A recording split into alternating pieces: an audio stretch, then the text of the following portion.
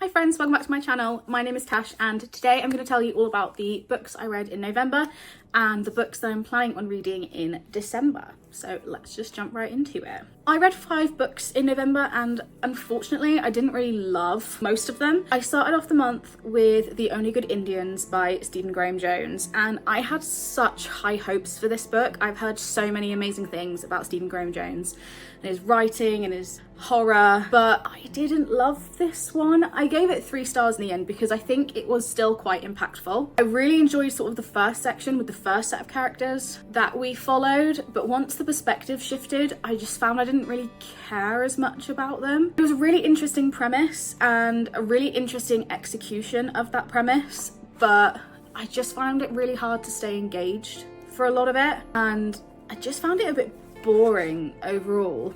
I did really enjoy getting to learn more about Blackfeet culture, especially from an Own Voices author. That was really cool.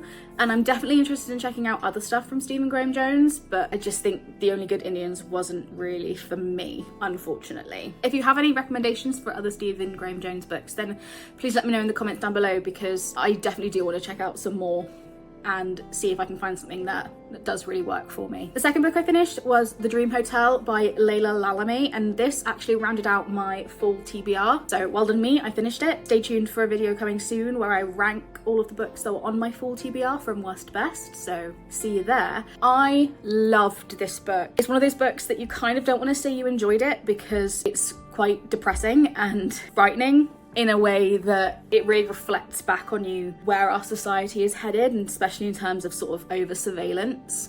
It takes place in I am assuming near future dystopia where we're so heavily surveilled that even our dreams can be used against us as evidence in crimes we haven't committed yet. Very much like Minority Report, but with technology instead of precogs. It was so good. There was a really great balance between the social political commentary and the actual plot. The plot didn't feel like it was sacrificing itself for the sake of the commentary, which I really appreciate when it comes to these kinds of books. So it was just a really strong read overall. I just loved it. It took me a little while to get into it, but literally a couple of chapters and I was just completely flying through it on my Kindle. It was brilliant. Definitely a 2025 release to check out if you haven't already. After those 2 sort of heavier reads, I knew that I wanted to pick up something that was a little bit more lighthearted, a little bit more fun. And I had Nobody in Particular by Sophie Gonzalez on my 10 before the end. So that's what I went with. And I have read a lot of Sophie Gonzalez books. These are all the ones that I've read. And I love her books. I am always excited when I know that the next, she's releasing another one. But I've never given any of them 5 stars. And I don't know what it is. They definitely do feel YA. A little bit juvenile, a little bit silly, a little bit cliched, but I just can't get enough of them. Anyway, Nobody in Particular. This follows a modern day princess of a little known small nation in Europe, and as she meets an American teen who is attending this elite boarding school on a scholarship, and you might be able to tell what happens to them. It's a romance. It's a very sweet sapphic romance, and I really enjoyed it. I gave it 3 stars. There were just a few problems in it for me. I sped through it in literally an evening, as I always do with Sophie Gonzalez books. They're just so easy to read. But there were just a few sort of things that bothered me. I felt like the pacing was a bit off. It's not really that long of a book. And I feel like so much happens in here that not all of the events or revelations you have enough time to really breathe, or you don't really get any time to sit in them before moving on to the next thing. And the same thing is true with Danny and Rose's relationship. They trying to be as spoiler free as possible, but their relationship happens quite fast because the majority of the book is spent on something vaguely different. I don't really know how else to describe it, but it's related to their relationship but not about them getting together. So I feel like we really sped through the whole hi, this is Rose, this is Danny, oh she's hot, let's make out kind of thing to get onto the other stuff. And I just really love a bit of yearning. I love a bit of pining. So I wanted some more of that from this, and it just wasn't there. There were a few other sort of nitpicky things that I didn't enjoy, but overall this was a very fun read and I would definitely recommend it if you have read Sophie Gonzalez in the past. It's definitely a very similar vibe to everything else she's written. It's got a little bit of a darker aspect to it, some sort of more serious themes, which I also really appreciated, but definitely a really good one and the perfect read to come after sort of the two heavier ones that I just finished. The final two books I read in November were both on audio. Now, funny story, I realised sort of halfway through November that I was not going to achieve my reading goal of 75 books by the end of the year. And I have now come to terms with that fact. Even though I have lowered that reading goal, I'm still okay with the idea that I'm probably not going to complete it this year, and that's fine. I've been a busy girl, you know, life happens, mental health, work, all that stuff. But at this point in the month, I was still determined to get back on track, even though I had like 10 books. I was about 10 books behind at this point. So I decided to have a little scroll through BookBeat and find some books that are on my TBR that are shorter, that I could listen to in a few hours on sort of 1.8 speed, which is my normal audiobook speed. Don't come for me, that is how I listen to audiobooks, and that is all I have to say on the matter. Anyway, the first one I listened to was Days at Murasaki Bookshop by Satoshi Yagasawa. I think that's how you say it. And this was one of those books that I wasn't sure about because I've not been a huge fan of sort of like the cozy, low stakes kind of thing with Legends and Lattes. Didn't really love those books, but I thought, fuck it, we're catching up on the reading goal. Spoiler alert, she didn't. Let's just do it. And I really enjoyed it. I listened to it while I was playing Assassin's Creed Odyssey, and it was just so cute and cozy and fun, and I really liked it. I don't have all that much to say about it because not all that much happens, but it's just a very lovely, warm feeling book. And if you have an afternoon and you want something to listen to, I would definitely recommend it because the audiobook is brilliant.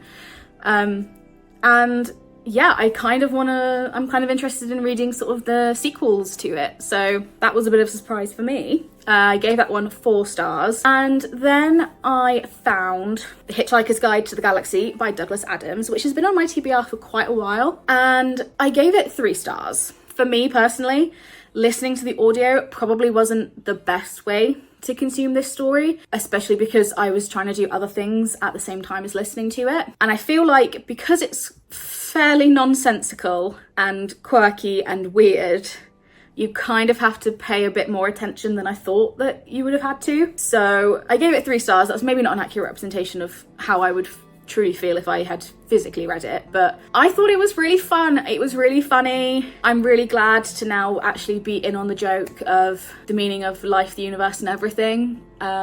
It was good, and I listened to the version that was narrated by Stephen Fry, so brilliant narration on that one. But yeah, that is all the books that I read / listened to in November. Not the best month for me. I also think the reason I didn't read much more is because I almost got so paralysed by the fact that I wasn't going to finish my reading challenge, that I was just kind of a bit like, I just got too overwhelmed. So anyway, now that we have gone through the books that I did read in November, now I want to tell you about the books that I want to read in December. It is about a week and a half into December at the time that I'm filming this, but don't worry, I have not finished one of these just yet, so we're doing really well. So let me go and grab them and I will be back to show you in a second. Okay, so you may have noticed that behind me is now quite empty, and if you were paying attention, you might know what books are missing from there.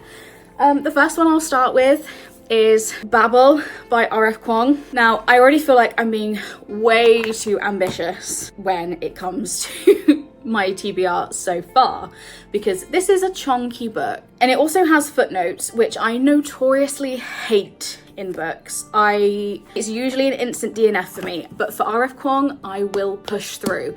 And in order to do that, I'm probably going to listen to the audiobook, give it my full attention, maybe do a bit of immersive reading with this one. But I feel like it's only fitting to round out the year having completed all of R.F. Kuang's currently published works, so that I am ready for whatever she publishes next. So that is the first one. To continue on with the theme of being over ambitious, I also want to read Holy Terrors by Margaret Owen. Am I convinced I'm actually going to get to this one? No, but a girl can dream. I can dream. I love the Little Thieves series. I was recommended it a few years ago on my Bookstagram by a friend. I think her name was Holly. And reading the blurb doesn't do this series justice, honestly. If you've read the blurb and thought, actually, that's not really my cup of tea, just give it a go anyway, because the series is fantastic. I'm obsessed with it, and I'm so annoyed that I haven't read Holy Terrors yet. I think I'm putting it off because I don't want it to end. Oh, I've just realised I've not put my fairy lights on. Hang on. There we go. Anyway, Holy Terrors is the second book I want to read. Okay, so I mentioned in a recent haul that I picked up Every Spiral of Fate by Tahira Murphy from my local bookshop recently. So I'm very excited to read this. I definitely want to finish it before the year is up. However, to read this, that means I have to read these again. So you see now why I think I'm being over ambitious. That makes 1, 2, 3, 4, 5, 6 books, and they're not small books. They're pretty decently sized, normal sized books. So whether or not this will happen, I've got no idea. But I am going to be doing a reading vlog as I reread these 3. This Woven Kingdom, These Infinite Threads, and all the... I'm trying to read it in the camera. All This Twisted Glory by Tahira Murphy. And then we can get into Every Spiral of Fate, which I'm so excited for. I just can't believe it's here. I just can't believe it's here. So yes, I suppose the theme of December is finishing things. I know that reading this won't actually finish this series, because I think there's at least a couple more books to come. But, you know, catching up on this series, finishing the Little Thieves series, and also finishing the R.F. Kuang catalogue as well. So that is where we stand. Am I under the impression that I'm gonna read all 6 of these books by the end of December? Am I that delusional? Not necessarily. Would I like to? Of course. You know, girlie's got a job. Girlie has, you know, I have work to do. Can't sit around all day reading as much as I would love to. So we've got to manage our time. So I'm hoping that doing a reading vlog will encourage me to actually pick up the This Woven Kingdom books a bit more, because, you know, I'll want to film the content. I've got an audiobook, like I said, of Babel, so that should do me quite nicely. Hopefully sort of lunch breaks, traveling to and from work, a little bit of bedtime reading maybe. I don't know if this is an appropriate bedtime story, but we'll see. The only one that's kind of an outlier is Holy Terrors, which I have on my Kindle, but then again, we know what reading on Kindle's like. Somehow you just read it like 2 times speed as you would if you were reading it physically. Anyway, what I'm trying to say is I am well aware that likelihood is when I come to do my December wrap up, not all of these books will be on there. But I can hope, I can try, and that's the best I can do. And even if I don't hit my new reading goal of 65 books by the end of the year, that's okay. It doesn't matter. No one cares about my reading goals but me. And if I say it's okay, then it's okay. Who gives a shit? And that's your nugget of wisdom for the day. Anyway, if you like this video, make sure you hit that like button. If you want to see more videos from me, make sure you hit that subscribe button. I post new videos every Wednesday.